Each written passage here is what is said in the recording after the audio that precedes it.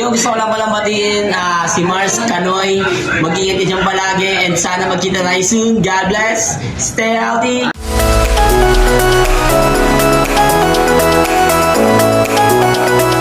And good morning po mga Mars, at update lang po tayo today.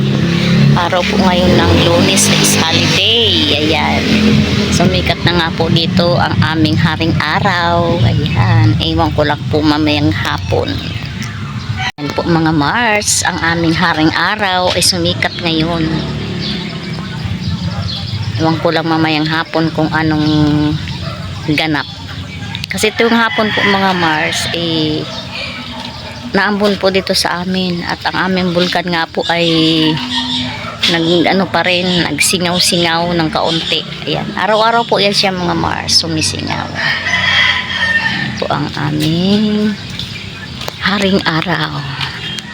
Tingnan natin yung ating halaman dito. Ayan po mga Mars, pinutulan po natin yung kahapon. Ayan, halaman po yan ni Mayora. Ayan nga rin po yung mga ibang mga mangga dyan. Ayan. Sa gusto pong bumili ng mga mangga at halaman, dito lang po yan sa amin. PM lang po kayo sa akin. Ayan.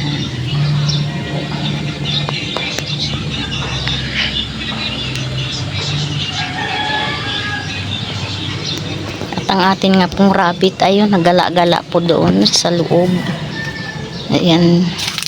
Hindi po natin mahanap ang ating rabbit, at siya po ay naggagala sa ilalim ng manggahan dito sa amin. Ayan. Dito lang naman po siya pagala-gala sa aming loob. Hindi po yan siya nalabas ng kalsada. Ayan.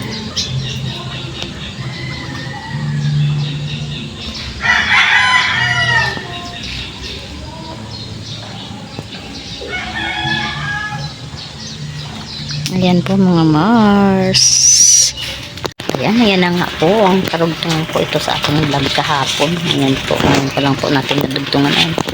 Ayan nga po, ay umulan na nga po dito. Ang oras po natin ay 3:30. Ayan, ang kidlat pang kasama.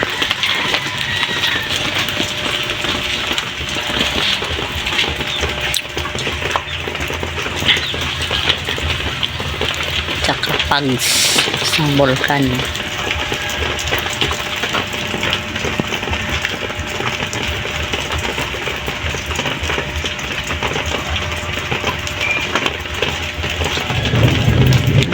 May kulog-kulog pa.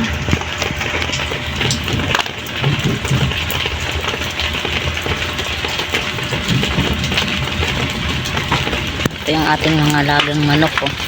Kasi pagsilong din sila at sila daw ay mababasa.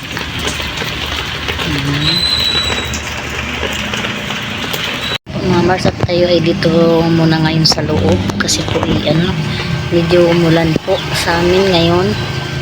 Ayan, at pasensya na po at ngayon lang po tayo nag-upload ulit ng mahaba-haba.